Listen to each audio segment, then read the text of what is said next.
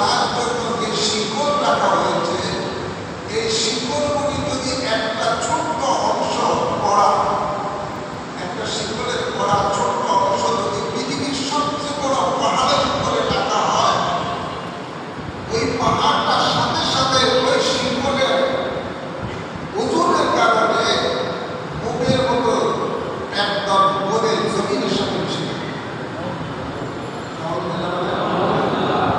ওই শিকল দ্বারা জাহান্নামীদেরকে বাঁধা হবে।